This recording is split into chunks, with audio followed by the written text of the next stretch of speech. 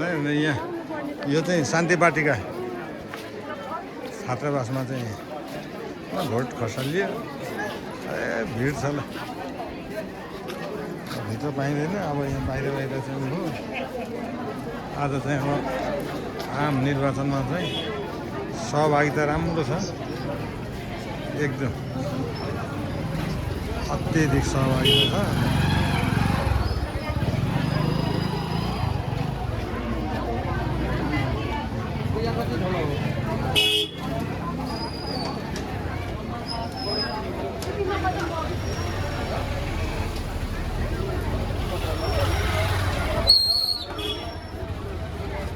आफूलाई मन परेको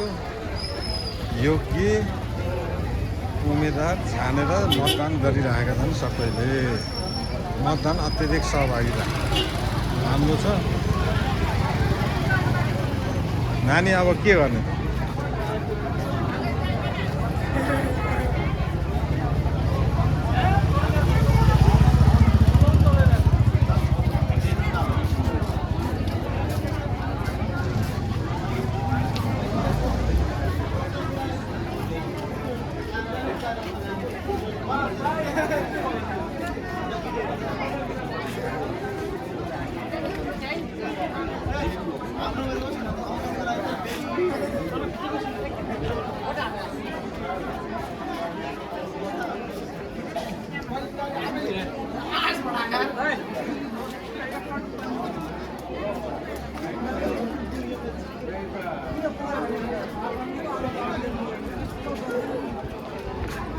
नानी यत्रो परदेखि भिडाएको भिडाएको छ नि त परदेखि भिडाएका छन् उहाँसँग भिडाएको छन् कति भिडाउँछन् भन्दै नि ए स्लिप मैले स्लिप देखाइनँ केही देखाइनँ अब नम्बर कन्ठ थियो 2546 भनेपछि 2546 भनेपछि सबै ठाउँमा अब तपाईँलाई कन्ट्याक्ट छ भने त्यो मतपत्र पनि लेख्नुपर्ने 2546 भनेपछि उसलाई अब त्यहाँ भयो म त भने म यहाँ निर्वाचन कति गरेर आएको है ए ल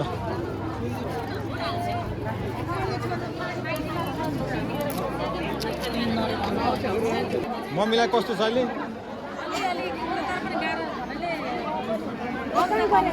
हजुर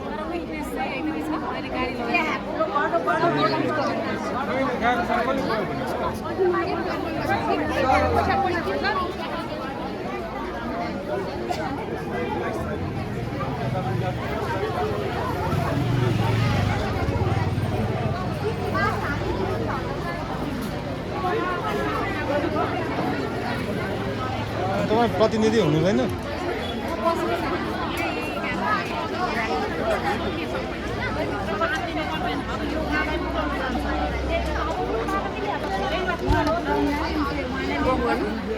के गर्नु पर्दैन ओहो ल ल खसाल्यो भोट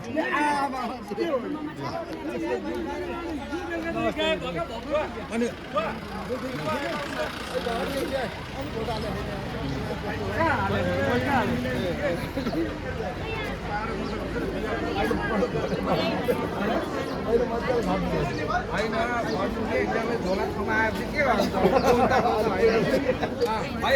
खसालियो भोट खसालियो अनि के ढिलो गर्नु हुँदैन त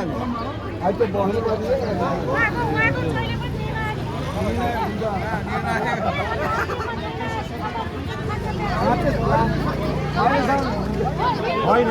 अहिले जहाँ हालेर पनि भरे काम भएर त्यो घोषणा भयो मैले जसले जितेको थिएँ त्यसैमा हालेको भन्नु त्यो पठाउनु भन्नु मैले हालेको भने के हुन्छ मेरो निर्णय मात्रै माहौल हेर्ने होइन त्यो पुलिसलाई सोध्यो भने बताइदिइहाल्छ नि उसलाई त थाहा हुन्छ त्यहाँ अब त्यो यसो पट्याएको पत्ता हालेर पनि धेरै ग्वालको पनि थाहा हुन्छ त्यो होइन त्यो छाप देखिन्छ क्या पछाडिबाट देखिन्छ नि राजनीति त्यो पट्याउँदाखेरि पछाडिबाट देखिहाल्यो क्या त्यो अलिक राम्रो मजाले पट्याएर ल्याएको छ भने देखिँदैन छैन पहिला जस्तो छैन अझै त्यस्तो प्रभावित हुँदैन कुनै हिसाबले अगाडि कहाँ तपाईँको चाहिँ अहिले बाउ छोराको मिल्ने भन्नु पनि हुँदैन क्या विवेक हो अब निर्णय गर्ने अधिकार अधिकार छ त्यो प्रेसर पनि दिनु हुँदैन अब यस्तो हो लागेको छ पार्टीमा गरेको छ भनेदेखि त स्वार्थ हुन्छ मान्छेले गर्नु स्वाभाविकै पनि हो गर्छन् पनि जस्तो अब म पार्टीमा लागेको छु होइन भने त त्यो पार्टीमा केही न केही पाउँछ भने मान्छे लागेको छ जाई खाए जस्तो त हो नि त्यो मान्छेले लाग्नु स्वाभाविकै पनि हो। उसको विचार मिल्यो उसको आफ्नो आफूले सोचेको त्यो पार्टीमा छ उसको दस्तावेजमा छ भने अहिले त त्यो पनि हेर्छ कि अनि स्वतन्त्र छ मान्छे निष्पत्ति छ भने चाहिँ आफूले आफ्नो ठ्याक्कसँगले यसले गर्ला कि भनेर चाहिँ कहिले पनि अब नेपाली जनताहरूले पटक पटक गरेका पनि छन् दलले नगरेको मात्रै हुन्छ सालदेखि दिएका त्यही छन् दिएका छैन भने त उनीहरूले आन्तरिक झगडा गरेर बिग्रेको नि स्वार्थको लागि के अब तपाईँको 15 सालमा नै दिए 48 सालमा दिए 56 सालमा नै दिए 64 सालमा नै दिए 74 सालमा नै दिए बहुमत दिएन अब 5 वर्ष चलायो त्यो चाहिँ आन्तरिक कुराहरूले अब उनीहरूलाई स्वार्थ पद चाहियो सबैलाई स्वार्थ चाहियो पछाडि स्वार्थ चाहियो अब देशको लागि छैन त्यो भएर बिग्रेको त हो नि अब 5 वर्ष जनता दिएर ढुक्कसँग गर्नु पऱ्यो नि त म मरे पनि मेरो देश पार्टी त्यसरी गर्छ पहिला जस्तो नैतिक कर्म यसो विचार गर्नु पहिला जस्तो नैतिक देखेको त्यो दिशो काँसी जस्तो काँसिरहनु पढाइ हामी नैतिकै पढ्दैनौँ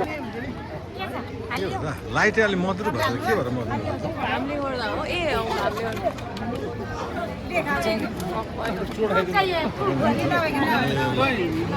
जाने होला होइन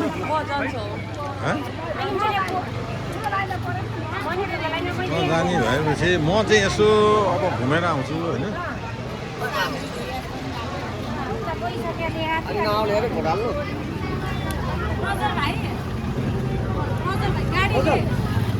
उता हेर्नु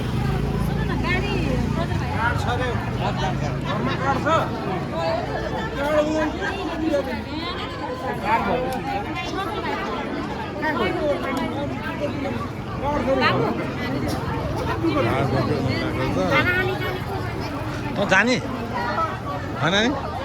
जाँदा जा साथी एक्लै छन् म यसो घुमेर आउँछु ललम आइज म यता जान्छु म यहाँ एकछिन अब 10 मिनट पुर्याउँ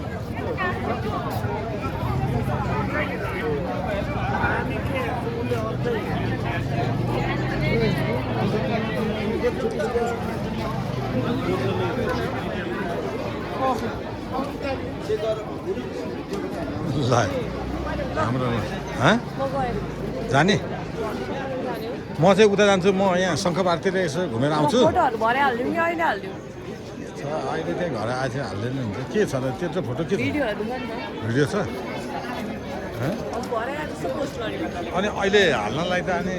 नेट चाहियो पोस्ट त घरबाट हाल्ने हो अनि मसँग नेट चाहिँदैन हो र अनि यो अलिकति एकैछिन हेर्नु न 1 मिनट जति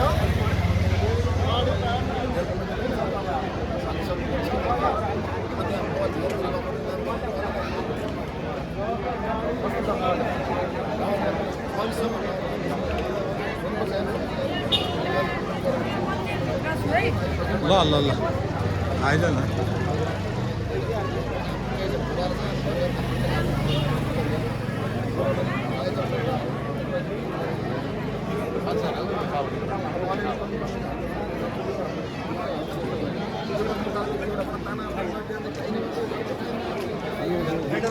मैले खै त सरहरूले आउनु